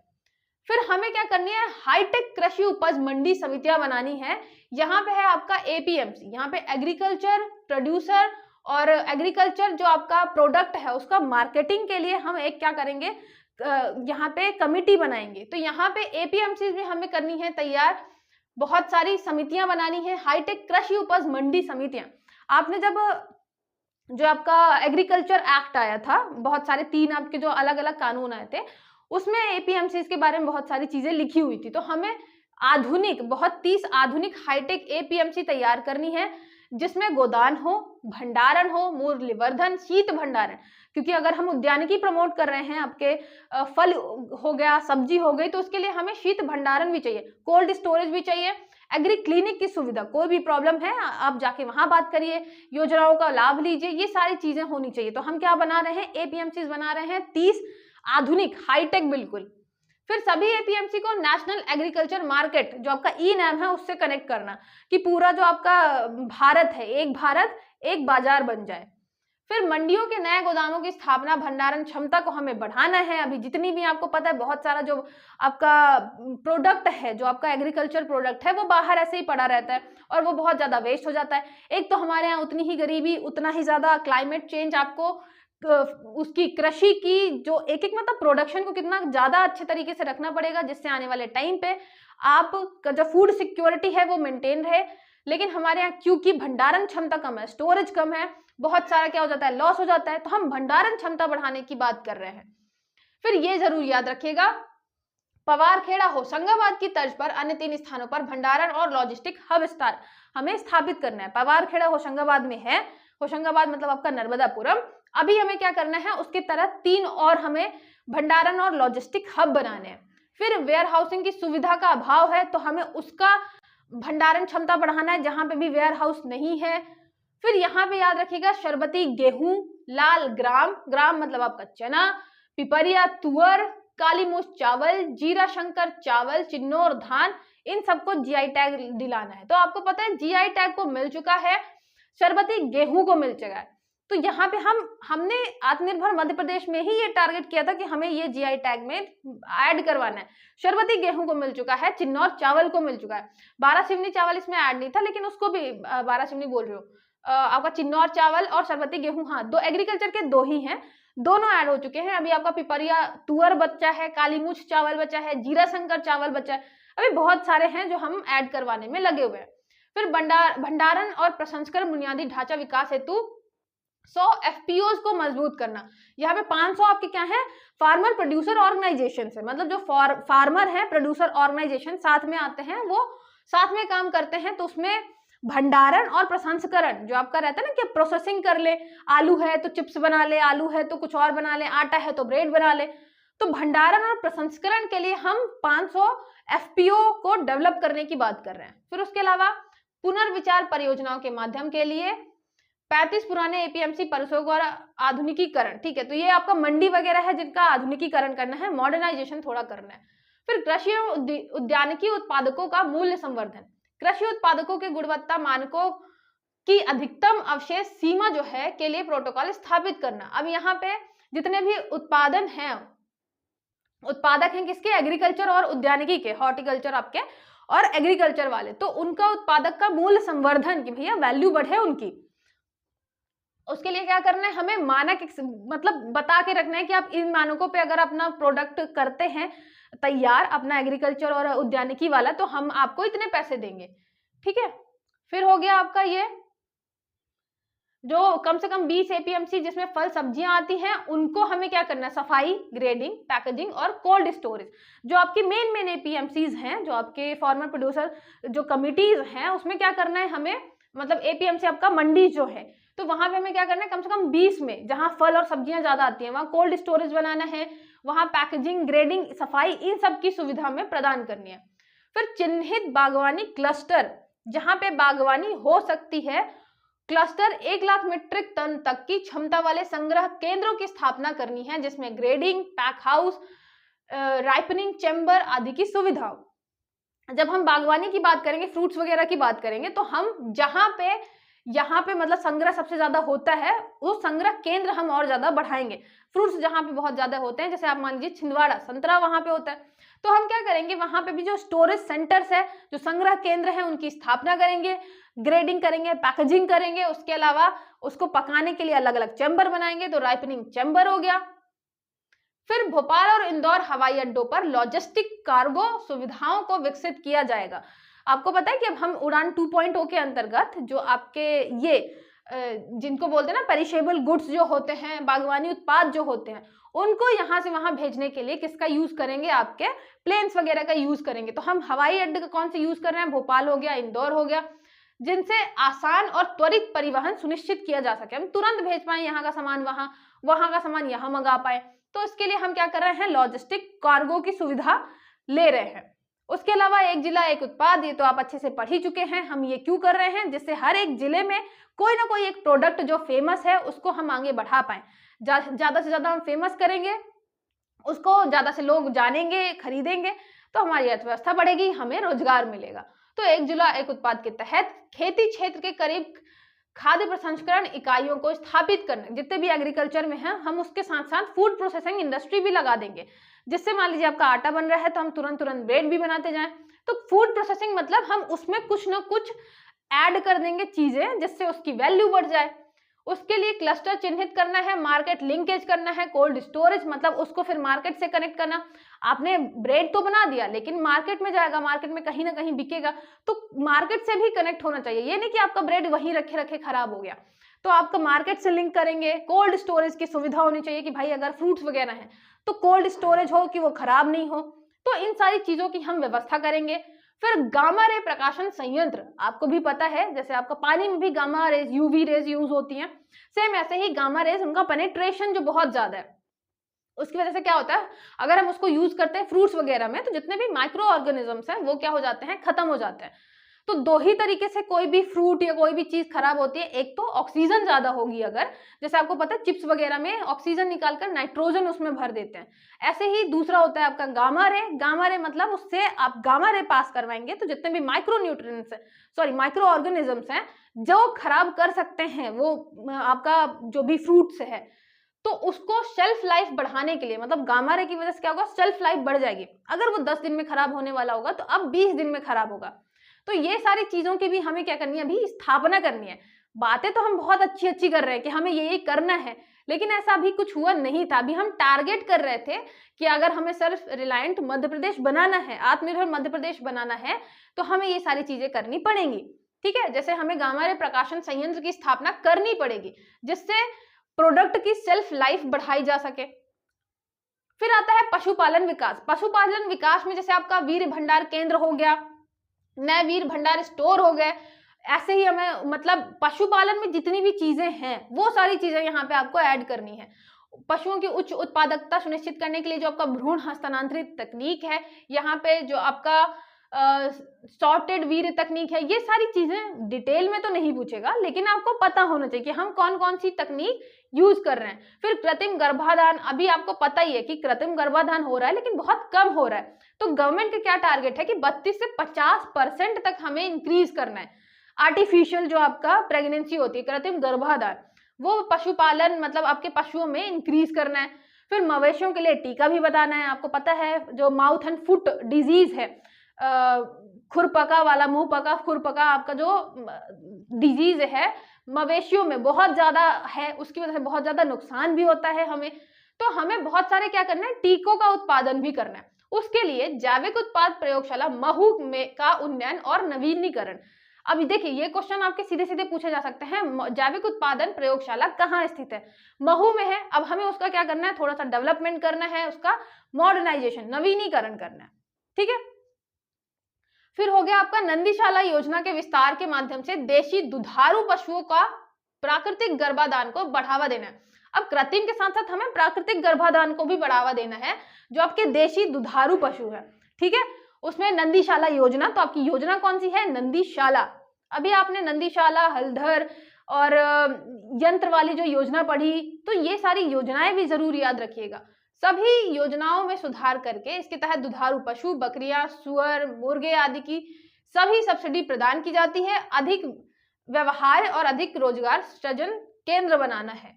तो हमें जितने भी हैं, अच्छा ये भी याद रखिएगा कि हम इसमें सबकी बात कर रहे हैं, पोल्ट्री की बात कर रहे हैं, मतलब यहाँ मुर्गी पालन हो गया, सुअर, बकरी, पशु जितने भी हैं, दुधारू पशु, सबकी बात कर रहे हैं। सबके लिए हम क्या कर रहे हैं, रोजगार सृजन हो हर एक फील्ड में, हम उनको सब्सिडी भी प्रोवाइड कर रहे हैं। फिर पोल्ट्री इकाई में क्या है, बिजली शुल्क का पुनर्मूल्यांकन करना, अंडे व चिकन के लिए मूल्य श्रृंखला प्रदान करना। तो यहाँ पोल्ट्री उद्योग को कैसे बढ़ावा दे सकते हैं, ये चीजें हैं। फिर पोल्ट्री को बढ़ावा देना, मूल्य श्रृंखला। फिर ये याद रखिएगा, नानाजी देशमुख पशु चिकित्सा विश्वविद्यालय के अंतर्गत 6 कृषि विज्ञान केंद्र बनाना है। हमें विज्ञान केंद्र क्यों बनाना है, क्योंकि हम कुछ ना कुछ रिसर्च करना चाहते हैं। तो एग्रीकल्चर साइंस सेंटर हम कहाँ बना रहे हैं, नानाजी देशमुख पशु चिकित्सा विश्वविद्यालय, ठीक है, यहाँ पे हमें विकसित करना है। फिर आगे यहाँ पे हम बात कर रहे हैं ज्ञान पोर्टल, नॉलेज पोर्टल की और युवा संवाद, इन दोनों के माध्यम से पशुपालन क्षेत्र में युवाओं को आकर्षित करना। जैसे बहुत सारे लोग ये सोचते हैं कि यार डेयरी ओपन कर लेते हैं, बहुत पैसा है, सारी चीजें, फिर वो स्टेप नहीं लेते हैं क्योंकि बहुत सारी चीजें उन्हें पता नहीं होती। तो हम यहाँ पे युवा संवाद के माध्यम से, आपका ज्ञान पोर्टल, नॉलेज पोर्टल के माध्यम से जो नए युवा हैं उनको इस फील्ड में लाना चाहते हैं, तो उनको रोजगार मिले, साथ ही साथ अपनी अर्थव्यवस्था भी आगे बढ़े, ठीक है। तो ये हो गया आपका। फिर उसके बाद देखिए एफएमडी जो है, यही आपका फुट एंड माउथ डिजीज जो है उसका वैक्सीनेशन करना है। तो हमने 2.9 करोड़, लगभग 3 करोड़ जो आपके हैं, लगभग बता रही हूँ, लगभग 3 करोड़ पशुओं का क्या कर लिया है, प्रत्येक साल में 2 बार एफएमडी हमने टीकाकरण कर दिया है। ये बहुत बड़ी समस्या थी पूरे अपने नेशनल लेवल पे भारत में। तो हमने यहाँ पे एफएमडी वैक्सीनेशन चालू किया और मध्य प्रदेश ने लगभग 3 करोड़ पशुओं का टीकाकरण कर लिया है। उसके अलावा यहाँ पे किसान क्रेडिट कार्ड जो है पशुपालन में जो संलग्न है, पहले खेती वालों बस को मिलता था, फिर आपको पता है कि हमने पशुपालन, मछली पालन, सबके लिए किसान क्रेडिट कार्ड जो है वो जारी किया है। तो यहाँ पे किसान क्रेडिट कार्ड हो गया। फिर मिशन मोड में अनुत्पादक सांडों का बाधियाकरण, ठीक है। ये सारी चीजें आप ये ऐसा मानिए कि छोटी छोटी चीजें हैं, हर एक चीज भी आपको पढ़नी जरूरी नहीं है। सांडों से रिलेटेड भी है, बकरियों से रिलेटेड भी है, डेयरी व्यवसाय का भी है कि ग्रामों में हम डेयरी व्यवसाय करें। आपको शहरों में तो दिख जाता है, बहुत बड़ी बड़ी डेयरी खुली होती हैं, हम गांव में फोकस करते हैं जहां पे लोग सोचते हैं कि यार 1-2 गाय है, भैंस है, बस काफी है। तो हमें डेयरी पूरा का पूरा क्या करना है, उसको एक बड़ा साइज देना है, थोड़ा बड़े लेवल पे ले जाना है। तो ग्रामों में हम डेयरी व्यवसाय की बात कर रहे हैं। उसके लिए हम क्या कर सकते हैं, 800 दुग्ध सहकारी समिति, जो आपके यहाँ पे कोऑपरेटिव, जो आपको पता है अमूल वगैरह हो गया, सांची हो गया, कोऑपरेटिव एक पूरे मॉडल पे काम करता है। तो ऐसे ही हमको 800 दुग्ध सहकारी समितियों का गठन करना है। उसके अलावा 500 लीटर से अधिक दूध उत्पादन करने वाली सभी सहकारी डेयरियां जो इकाइयों में स्वचालित इकाइयां स्थापित की जाएंगी। तो फिर ये सारी चीजें आप थोड़ा डिटेलिंग में कि आप क्या क्या करेंगे दूध उत्पादन में, अभी पशुपालन में देखा, फिर दुग्ध उत्पादन में क्या क्या करेंगे, डेयरी, गांव में हर एक चीज को आप प्रमोट कर रहे हैं। फिर इलेक्ट्रॉनिक दुग्ध विश्लेषण, यहाँ पे इलेक्ट्रॉनिक मिल्क एनालाइजर हमें देना है। दुग्ध डेयरी इकाइयों की स्थापना करनी है। यहाँ पे निजी क्षेत्रों से निवेश भी चाहिए कि आपका जो प्राइवेट इन्वेस्टर है वो इन्वेस्ट करे आपकी किसमें, जो आपकी डेयरी सेक्टर है उसमें। उसके अलावा जो आपका नानाजी देशमुख पशु चिकित्सालय है उसके अंतर्गत 2 डेयरी प्रौद्योगिकी कॉलेज, अगर डेयरी टेक्नोलॉजी कॉलेज खोले जाएंगे, डेयरी में भी टेक्नोलॉजी कॉलेज 2, किसके अंतर्गत, आपका नानाजी देशमुख पशु चिकित्सा विश्वविद्यालय, ठीक है। फिर मत्स्य पालन की तरफ चलते हैं और रेशम पालन। अब देखिए मत्स्य पालन में भी आपको पता है कि हमारा जो वार्षिक मछली बीज उत्पादन है वो 145 करोड़ से बढ़कर 200 करोड़ मानक इकाई करना है। आपका मछली बीज उत्पादन सबसे पहले तो बढ़ाना है। उसके अलावा मछली उत्पादन हमें 2 लाख मीट्रिक टन से लेकर 3 लाख मीट्रिक टन तक ले जाना है। तो ये आपके जो फैक्ट हैं, वैसे ये सारे फैक्ट आप जब बजट वगैरह पढ़ेंगे तो नए नए फैक्ट आपको मिल जाएंगे कि हमने कब से कितना इंक्रीज किया। लेकिन हमारी ये टारगेट की बात करेंगे तो हमारा ये 2020 में टारगेट था कि 145 से लेकर 200 करोड़ हमें पहुंचाना है बीज उत्पादन मछली का, 2 लाख मीट्रिक टन से लेकर 3 लाख मीट्रिक टन तक हमें पहुंचाना है उत्पादन। उसके अलावा शहतूत रेशम उत्पादन जो है उस 4000 हेक्टेयर नए क्षेत्र को जोड़ा जाए। हम रेशम उत्पादन के क्षेत्र में भी काम करें।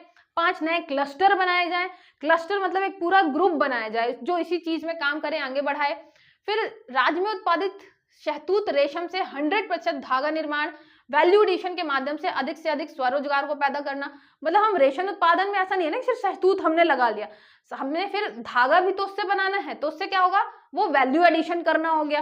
वैल्यू एडिशन में हमें रोजगार भी मिलेगा। तो 100% जो हमें क्या करना है, हमारे यहाँ शहतूत रेशम है, 100% धागा निर्माण करना है, उसमें वैल्यू एड करनी है और आपके स्वरोजगार डेवलप करना है। फिर टसर से धागा बनाने की क्षमता 75% तक बढ़ाना है। आपका टसर, अलग अलग जो रेशम है, अलग अलग जो सिल्क है, उसमें एक टसर सिल्क भी है, उससे टसर से आपका जो क्या करना है, धागा बनाना है, उसको 75% तक बढ़ावा जाएगा, मतलब बढ़ाना है उसको। निर्मित यार्न के मूल्यवर्धन से अधिक स्वरोजगार, मतलब इन सारी चीजों में आपको क्या करना है, स्वरोजगार डेवलप करना है। स्वरोजगार मतलब आपका सेल्फ एम्प्लॉयमेंट जनरेट करना है।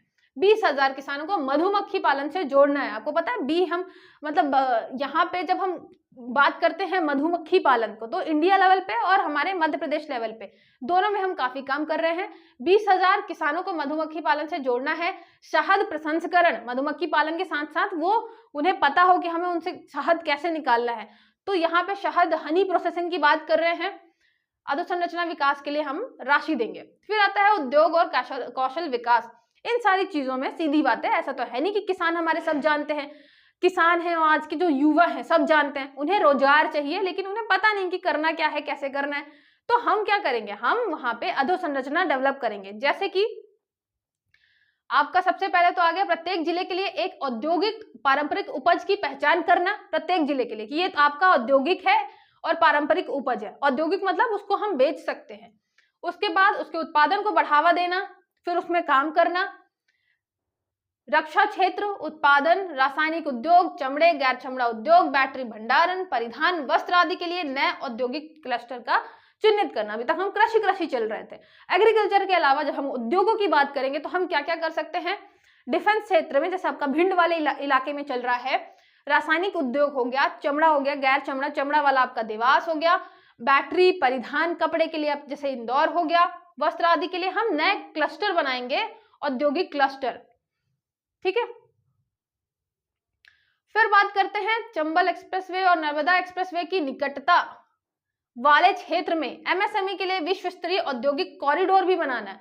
तो ये भी याद रखिए कि हम रोड के साथ साथ डेवलप कर रहे हैं क्या, आपका जैसे रोड डेवलप हो जाएगा, रोड अच्छी बन जाएगी, चंबल एक्सप्रेसवे बन गया, नर्मदा एक्सप्रेसवे बन गया, उसके साथ साथ क्या होगा, जितने भी आपके एमएसएमई हैं उनको हम एक विश्व स्तर का, बिल्कुल ग्लोबल लेवल का औद्योगिक कॉरिडोर, इंडस्ट्रियल कॉरिडोर क्या करेंगे, विकसित करेंगे। उसके अलावा उपयुक्त भूमि प्रदान करना, भूमि पूलिंग, ये तो ठीक है। प्लग एंड प्ले मॉडल, यहाँ पे निर्यात करने के लिए याद रखिएगा मध्य प्रदेश की निर्यात के क्षेत्र में अग्रणी भूमिका निभाने के लिए 3 नए इनलैंड कंटेनर डिपो स्थापित किए जाएंगे। इनलैंड कंटेनर डिपो, आपको पता ही है अगर निर्यात करेंगे तो कंटेनर तो चाहिए ही होगा, तो इनलैंड कंटेनर डिपो स्थापित किया जाएगा निर्यात क्षेत्र में बढ़ने के लिए। फिर खाद्य प्रसंस्करण, वस्त्र, इलेक्ट्रॉनिक, परिधान, हार्डवेयर, इन सब में हमें काम करना है, तो हमें पता है। मुहासा बाबाई औद्योगिक क्षेत्र, बाबाई पिपरिया आपका नर्मदापुरम, विश्व स्तरीय फार्मा औद्योगिक अनुसंधान अवसंरचना, इंफ्रास्ट्रक्चर हमें डेवलप करना है बाबाई वाले इलाके में। फार्मा से रिलेटेड ग्लोबल विश्व स्तरीय फार्मा से रिलेटेड हमें क्या करना है, औद्योगिक अधोसंरचना का विकास करना है। अब मैं इतने सारे फैक्ट बता देती हूँ, मुझे खुद भूल जाता है स्टार्टिंग में मैंने क्या क्या बताया था, क्योंकि इतने सारे फैक्ट हो जाते हैं। फिर भी आपका यही क्वेश्चन आता है कि मैम इससे क्वेश्चन कैसे बनेंगे, मतलब मैं क्या ही बताऊं अब कैसे बनेंगे। ये तो क्वेश्चन है आपके, हम कहाँ पे क्या डेवलप करना चाहते हैं, हमारे टारगेट क्या था। अगर हम बात कर रहे हैं आत्मनिर्भर मध्य प्रदेश की, तो हम कैसे अचीव करेंगे उसको, हमने क्या क्या टारगेट रखे हैं, हमने क्या क्या अचीव किया है, ये सारी चीजें ही तो आपको बतानी है। फिर सूक्ष्म, लघु और मध्यम उद्योगों के 10 एकीकृत क्लस्टर बनाना। एमएसएमई की बात कर रहे हैं तो हम 10 क्लस्टर बनाएंगे। क्लस्टर मतलब कुछ नहीं, ग्रुप की बात कर रहे हैं जो एक साथ आगे काम करेंगे और उसमें हर एक चीज हम प्रोवाइड करेंगे, कोई भी अगर प्रॉब्लम है उसको सॉल्व करेंगे। फिर यहाँ पे क्या है, हम रेस्को मॉडल के सौर ऊर्जा की स्थापना करेंगे। जितनी भी औद्योगिक इकाइयां हैं, हम साथ ही साथ किस पे काम कर रहे हैं कि आपकी जितनी भी बिल्डिंग्स वगैरह हैं, हम उसमें क्या करें, सोलर पैनल लगवा दें, जिससे आपकी इलेक्ट्रिसिटी जो है वो किससे हो, मतलब आपकी रिन्यूएबल हो। तो हम यहाँ पे जो बिजली भी तैयार कर रहे हैं वो कैसे कर रहे हैं, सौर ऊर्जा से। तो हम इस पे भी काम कर रहे हैं कि भाई आप ठीक है काम करो, आप पैसे कमाओ, लेकिन सस्टेनेबल तरीके से। इलेक्ट्रिसिटी के लिए आप सोलर पैनल बना सकते हो।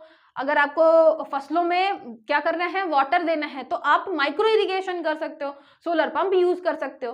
तो ये भी दिमाग में रखिएगा। फिर मालवा, इंदौर, झांसी, ग्वालियर, भोपाल, इटारसी, सतना, जबलपुर आदि क्षेत्रों के लिए राष्ट्रीय औद्योगिक कॉरिडोर का विकास। यहाँ पे याद रखिएगा हम कहाँ पे नेशनल कॉरिडोर बना रहे हैं। एक तो आपका वो चंबल और वो वाला इलाका जो है नर्मदा वाला, वहां पे हम एक ग्लोबल लेवल का औद्योगिक कॉरिडोर बना रहे हैं, इंडस्ट्रियल कॉरिडोर। यहाँ पे राष्ट्रीय लेवल का एक औद्योगिक कॉरिडोर बना रहे हैं मालवा इंदौर वाला में, झांसी ग्वालियर, भोपाल इटारसी, सतना जबलपुर इस वाले इलाके में। फिर ये हो गया अर्ली वर्ल्ड प्रोजेक्ट, उसके अलावा शैक्षणिक संस्थान, इन सारी चीजें। अब आप जब बात करेंगे एग्रीकल्चर की और इन सारी चीजों को प्रमोट करने की, रोजगार की, अर्थव्यवस्था की, तो आपको प्रशिक्षण तो देना ही पड़ेगा। और नए नए जितने भी सेक्टर हैं उसमें आपको एजुकेशन भी देनी पड़ेगी, कौन सी चीज कैसे काम करती है, आपका क्या काम होगा।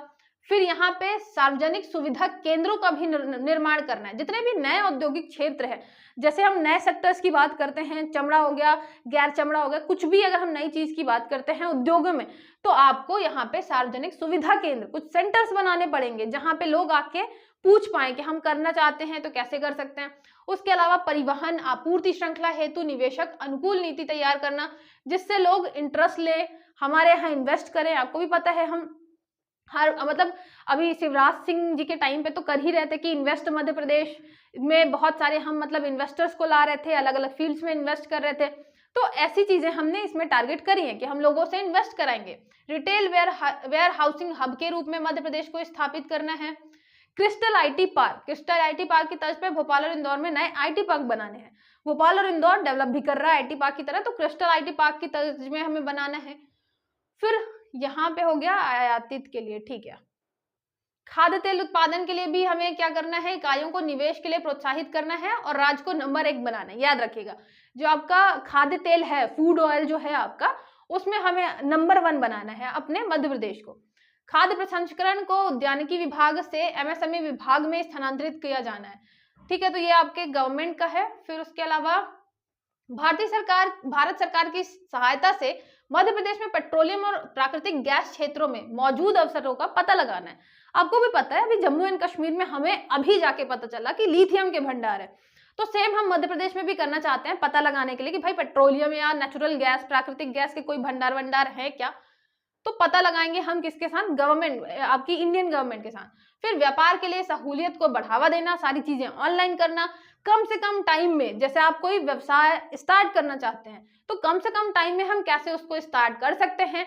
एकल विंडो जो होती है आपका, सिंगल विंडो जो है जिसमें सारी चीजें आपको हर एक क्लियरेंस मिल जाएगा, वो सारी चीजें हम कर रहे हैं। इसके अलावा इन्वेस्ट एमपी पोर्टल भी जनरेट कर रखा है जिसमें आप सारी चीजें एक दिन में प्रदान की जाएंगी।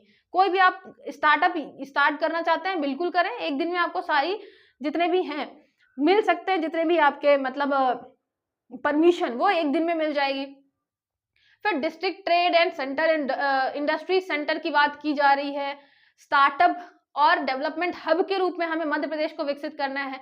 तो आप देख रहे हैं कि हर चीज में हम मध्य प्रदेश पे फोकस कर रहे हैं कि भाई हमें स्टार्टअप हब भी बनाना चाहते हैं।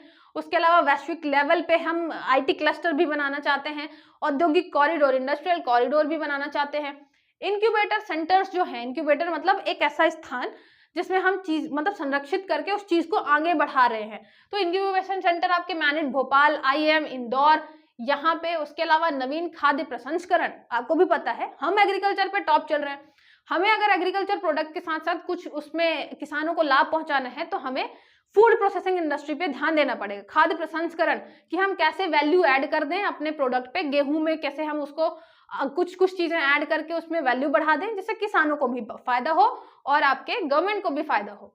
स्टार्टअप, खाद्य प्रसंस्करण और जो कृषि से जुड़े होंगे उनको बढ़ावा देना, कौशल क्षमता का विकास करना। फिर यहाँ पे सेंटर ऑफ एक्सीलेंस हमें करना है जहाँ पे हम चीजों को बहुत अच्छे तरीके से समझा पाए लोगों को। फिर मशीन लर्निंग, आर्टिफिशियल इंटेलिजेंस, इन सारी चीजों का यूज करना है। और ये सारी चीजें जो हैं आपके मतलब छोटी छोटी चीजें हैं और आपको पता होती हैं। मुझे ऐसे डिटेल में यहाँ पे कुछ भी बताने की जरूरत है नहीं, इसलिए मैं यहाँ पे आपको नहीं बता रही हूँ।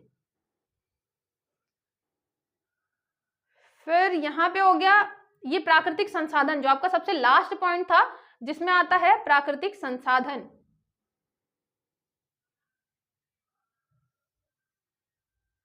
प्राकृतिक संसाधन में क्या करना है, महाकौशल मालवा निर्माण वाले इलाके में हमें बांस को क्या करना है, बांस की जो आपका लकड़ी है उसका पूर्ण प्रसंस्करण और मूल्य संवर्धन, कि हम ज्यादा से ज्यादा क्या करें, बांस का प्रोडक्शन करें। यहाँ पे आपका मध्य प्रदेश उत्पाद, उसके अंदर हमें जितने भी चीजें हैं वनोपज रिलेटेड जो चीजें हैं, हमको उसको जीआई टैगिंग करवाना है। जैसे हम अलग अलग प्रोडक्ट की अभी करवा रहे हैं, तो हम चाहते हैं कि जितने हमारे फॉरेस्ट प्रोडक्ट भी है जो मेन है उसको भी जीआई टैगिंग मिल जाए, है ना, जिससे हम अंतरराष्ट्रीय बाजारों में उसको लॉन्च कर पाए। जीआई टैगिंग मिल जाएगी तो उसकी वैल्यू भी बढ़ जाएगी। फिर फर्नीचर वगैरह है, उसके उद्योग को हमें क्या करना है, बढ़ावा देना है। फिर ग्रीन प्लेटफॉर्म की हमें स्थापना करनी है जो जीआईएस आधारित होगा। पर्यावरणीय मानदंडों से 100 से अधिक भू स्थानिक आंकड़ों का उपयोग कर वर्तमान स्थिति और स्रोत के बारे में जाना जाएगा। तो एक ग्रीन प्लेटफॉर्म की बात कर रहे हैं। और ये भी याद रखिएगा, सारी चीजों में हम जलवायु परिवर्तन, सस्टेनेबल एग्रीकल्चर, इन सब चीजों की बात कर रहे हैं। तो यहाँ पे centre for climate change and sustainable development, इसको हमें क्या करना है, सशक्त बनाना है, सारी चीजों का ध्यान रख के चलना है। पर्यावरण निगरानी, फसलों को अगर मतलब नुकसान पहुंचाने वाली जो चिन्हित प्रजातियां हैं, संवहनीय शिकार को बढ़ावा देने हेतु दिशा निर्देश हमें जारी करना है। क्या क्या चीजें हो सकती हैं, आपका जो क्या बोलते हैं किसान है वो कैसे इन चीजों से बच सकता है। उसके अलावा आप देखेंगे कि यहाँ पे चीते के लिए भी हमने बात करी थी 2020 में। फिर आपको भी पता है कि श्योपुर में, कोनू में हम चीते लेकर भी आ गए हैं। बाघ को घनत्व का बढ़ावा देना है, तो यहाँ पे आप देखेंगे जो आपके पशुपालन में हम सिर्फ इतनी बात नहीं कर रहे कि हम गाय भैंस पाल लेंगे, नहीं, हम चीते लाने की भी बात कर रहे हैं, हम बाघों के घनत्व को बढ़ाने की बात कर रहे हैं। तो यहाँ पे अच्छा, ये सब चीजें हम अर्थव्यवस्था में क्यों पढ़ रहे हैं, क्योंकि देखिए इन सब चीजों से आपका पर्यटन बढ़ेगा, पर्यटन के साथ साथ आपका रोजगार बढ़ेगा, तो इन सारी चीजों से आपकी अर्थव्यवस्था बढ़ेगी। तो इसलिए हम ये पोर्शन जो है अर्थव्यवस्था और रोजगार वाले में पढ़ रहे हैं। सतपुड़ा, संजय राष्ट्रीय, नौरादेही, गांधी सागर, इन सब में हमें क्या करना है, बढ़ावा देना है बाघों को। बाघ राष्ट्र हो गया आपका, बाघ राज्य होगा, बाघ गलियारे हो गया, इनको विकसित करना है। फिर जो आपका माइनर फॉरेस्ट प्रोड्यूसर्स हैं, जो आपका MPF माइनर फॉरेस्ट प्रोड्यूस हैं, उनको हमें न्यूनतम समर्थन मूल्य जो होता है ना, MSP, वो प्रोवाइड करना है। फिर लैंड ओनिंग एंटिटी, ठीक है, ये सारी चीजें इतनी इंपॉर्टेंट नहीं है, बस ये याद रखिएगा कि आपका जो वनोपज है उसकी हमें जो जितने भी फॉरेस्ट प्रोड्यूस है उनकी ब्रांडिंग करनी है। फिर बात आती है खनिज संपदा की, खनिज संपदा का हमें दोहन करना है। अब ये भी याद रखिएगा, जितने भी खनिज संपदा का दोहन है उसमें हम क्या बात करते हैं कि जो आपके ज्यादा से ज्यादा हैं उनको हम कितने सस्टेनेबल तरीके से यूज कर पाए। एक डेड रेंट आता है, मतलब आपको भी पता है कुछ ऐसा टाइम होता है बारिश वगैरह का जब हम खुदाई खनन वगैरह नहीं कर सकते, लेकिन रेंट हमें फिर भी देना होता है। तो जो डेड रेंट है उसका कुछ युक्ति निकालें, उन चीजों पे हमें काम करना है। डिजिटलाइजेशन हमें करना है, ठीक है, जो महत्वपूर्ण खनिज हैं उनकी नीलामी करना है, नीलामी का वार्षिक कैलेंडर प्रकाशित करना। फिर रॉयल्टी दरों का हमें क्या मूल्यांकन करना है। जो कोयला खानों का खनन सेवाओं हेतु निजी क्षेत्रों को आवंटन देना है कि ज्यादा से ज्यादा प्राइवेट सेक्टर जो है उसमें इन्वॉल्व हो पाए। एम सैंड, ये जरूर याद रखिएगा, एम सैंड आपका मैन्युफैक्चरिंग सैंड, मतलब आपको भी पता है कि रेत खत्म हो रही है धीरे धीरे, तो हम क्या कर रहे हैं, पत्थरों को बहुत ज्यादा बिल्कुल ऐसे बहुत छोटा छोटा माइनर करके सैंड की तरह यूज कर रहे हैं। तो यहाँ पे एम सैंड को हमें प्रोत्साहन देना है। फिर वही हो गया हमें क्या करना है, विभिन्न सेक्टर में निवेश और निर्यात को प्रतिस्पर्धा विश्लेषण करना है, कितना हमारी वैल्यू है, ग्लोबल कॉम्पिटिटिवनेस ने हमें कितना इंक्रीज करना है। यहाँ पे ग्लोबल वैल्यू चेन में एकीकरण हेतु टास्क फोर्स का गठन करना है कि हम कैसे काम कर सकते हैं अपने प्रोडक्ट को वैश्विक मूल्य श्रृंखला में लाने के लिए, उसके लिए एक पूरा टास्क फोर्स हमें गठित करना है। फिर यही हो गया आपको अलग अलग सेक्टर में हमें कैसे करना है। और ये भी याद रखिएगा, हमें निर्यात उन्मुख इकाई जो है और निर्यात संवर्धन जोन हमें बनाना है। एक्सपोर्ट जो हब है आपका, उसके लिए हमें एक्सपोर्ट जोन के लिए काम करना है, निर्यात संवर्धन जोन और निर्यात उन्मुख इकाई के संबंध में हमें नीतियां बनानी है, काम करना है। अभी देखिए ये सारी चीजें हुई नहीं है, अभी हमें इन चीजों पे काम करना है। फिर आपको जितने भी व्यापार, पर्यटन, प्रौद्योगिकी, प्रशिक्षण, इन चीजों पे हमें जो भी चुनिंदा राज्य हैं या भी देश हैं, अन्य देश के चुनिंदा राज्यों के साथ हमें राज्य से राज्य भागीदारी करनी है, समझौता करना है। एग्जाम्पल इसमें आप यहाँ पे देखेंगे, यहाँ पे एग्जाम्पल देखिए, जो आपका सिंगापुर है उसके हमने मदद से क्या बनाया है, ग्लोबल स्किल पार्क भोपाल में। तो हम क्या कर रहे हैं, हम और देशों के, उनके राज्यों की हेल्प लेके, जो हमारे यहाँ पर्यटन हो गया, प्रशिक्षण हो गया, जैसे ये आपका ग्लोबल स्किल पार्क प्रशिक्षण से रिलेटेड है, स्किल से रिलेटेड है, पर्यटन से रिलेटेड अगर कुछ काम करना हुआ तो हम उनकी हेल्प ले सकते हैं। तो यहाँ पे हम चाहते हैं कि आने वाले 5 वर्षों में पर्यटन जो है वो हमारा 25% जो है वो और बढ़ जाए। उसके लिए हम बाहर के देशों को भी हेल्प लेंगे, ठीक है। फिर यहाँ पे पुरस्कार की भी है कि अगर आपको पुरस्कार मिलता है, अगर आप अच्छा काम करोगे, आपको और प्रमोट किया जाएगा, आपको प्राइज दिया जाएगा, पुरस्कार दिया जाएगा, तो आप और मोटिवेट होगे वो काम करने के लिए। तो इसलिए हम क्या करेंगे, उसके प्रदर्शन के हिसाब से पुरस्कार भी देंगे। फिर औद्योगिक उत्पादों का हमें मानकीकरण, स्टैंडर्डाइजेशन और सूचीबद्ध कैटलॉगिंग करना है, ठीक है, जिससे आपके जो प्रोडक्ट हैं, जैसे BIS मार्किंग हो गया और सारी चीजें मार्किंग रहेंगी, तो आपका प्रोडक्ट की वैल्यू बढ़ेगी, ब्रांड वैल्यू बढ़ेगी। फिर यहाँ पे निर्यात संबंधी नियम, अवसरों को सूची करने हेतु ऑनलाइन पोर्टलों का विकास, कैसे आप निर्यात कर सकते हैं, गवर्नमेंट उसमें आपकी हेल्प कैसे कर सकती है, ये सारी चीजें हो गई। फिर यहाँ पे राज्य में व्यापार मेले, निर्यात संबंधी क्षेत्रों का एक व्यापक कार्य करना, कि व्यापार मेले हमारे यहाँ बहुत सारे लगते हैं, निर्यात संबंधित क्षेत्रों को उससे हमें क्या करना है, अटैच करना है। इसके अलावा जिला स्तरीय व्यापार प्रतिस्पर्धा report, national council of applied economic research का उपयोग कर उत्पादों को बढ़ावा देना। तो हम कितना ज्यादा कॉम्पिटेटिव, मतलब बता रहे हैं अपने प्रोडक्ट को, कितने ज्यादा हमारे प्रोडक्ट कॉम्पिटेटिव हैं वर्ल्ड लेवल पे, इन सारी चीजों पे हम किसका यूज कर रहे हैं, इकोनॉमिक रिसर्च वाले का।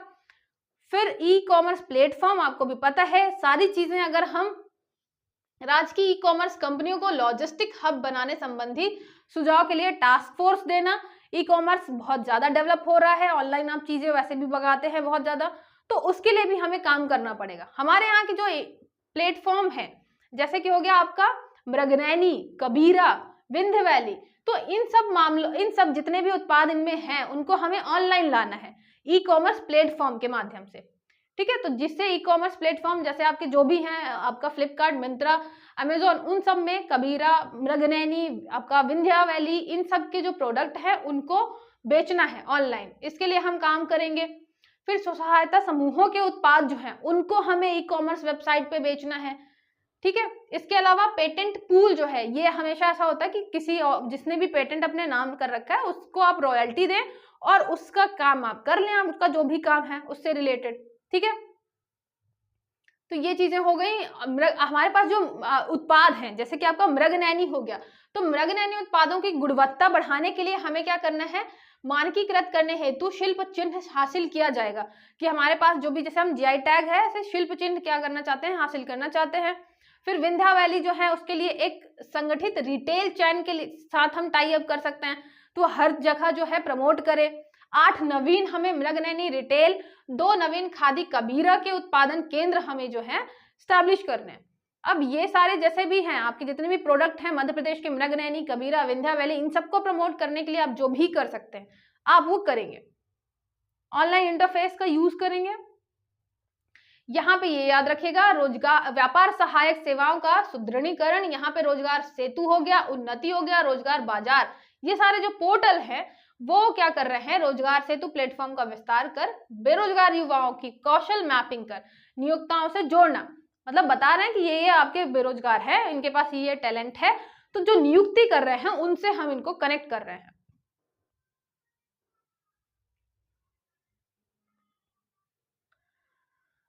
फिर जैसे हमारा क्या है, राष्ट्रीय निर्माण अकादमी हैदराबाद में है, उसी तरह राष्ट्रीय संस्थान से साझेदारी करके हमें कौशल विकास हेतु प्रशिक्षण और अनुसंधान संस्थान अपने यहाँ बनाना है। जैसे हैदराबाद में है निर्माण अकादमी, राष्ट्रीय निर्माण अकादमी, सेम ऐसे ही हम कहाँ करना चाहते हैं, हम करना चाहते हैं मध्य प्रदेश में, कौशल विकास और प्रशिक्षण के लिए, स्किल डेवलपमेंट के लिए, है ना। यहाँ पे हो गया। फिर अनुसंधान को बढ़ावा देने के लिए, अनुसंधान और विकास की संस्कृति को बढ़ावा देने के लिए व्यावसायिक संस्थानों के साथ भागीदारी करना, तो अलग अलग जितने भी हैं आपके संस्थान, ऑर्गेनाइजेशन, उनसे हमें करनी है भागीदारी। फिनटेक आधारित जितनी भी वित्तीय सेवाएं हैं उनको बढ़ावा देना है हमारे यहाँ, ठीक है। फिर व्यापार संघ, व्यापार मेलों की संख्या में वृद्धि करनी है। ठीक है, ये आपका थोड़ा सा टॉपिक बड़ा था क्योंकि मैंने आपको बताया ना हर एक चीज बहुत डिटेलिंग में होती है कि हमें अगर बीज उत्पादन करना है, हमें अगर रोजगार पे ध्यान देना है तो हम अगर उद्यानिकी में रोजगार में ध्यान देंगे तो कैसे देंगे, एग्रीकल्चर में कैसे देंगे, अलग सेक्टर में कैसे देंगे, दुग्ध में कैसे देंगे, तो हर एक चीज बहुत ही डिटेलिंग में है। हम प्रशिक्षण देंगे तो कैसे देंगे, अगर इंटरनेशनल कोई भी कंपनी है उसके साथ टाइप कर रहे हैं, किसी भी देश के साथ टाइप कर रहे हैं तो क्या करेंगे, बहुत डिटेलिंग है। इसलिए आपका जो लेक्चर है बहुत डिटेल में हो जाता है। सारी चीजें आप अपनी छोटी नोट्स में बना के जरूर लिखिएगा, साथ ही साथ रिवीजन जरूर करिएगा। आपके यहाँ से जो भी क्वेश्चन बनेंगे, बेसिक क्वेश्चन जो रहेंगे वो आपसे बन जाएंगे क्योंकि आपको भी पता है क्या होना चाहिए। लेकिन जो आपके एक्स्ट्रा फैक्ट मैंने बताए, यहाँ पे रोजगार सेतु हो गया, उन्नति हो गया, ये सारे फैक्ट जरूर अपने कॉपी में इंक्लूड करिएगा। ठीक है, पीडीएफ में आपको ऑलरेडी दे चुकी हूँ टेलीग्राम में, वहां से जाके आप डाउनलोड कर सकते हैं। कोई भी डाउट है तो आप कॉल या मैसेज करके पूछ सकते हैं। चलिए मिलते हैं फिर नेक्स्ट लेक्चर में।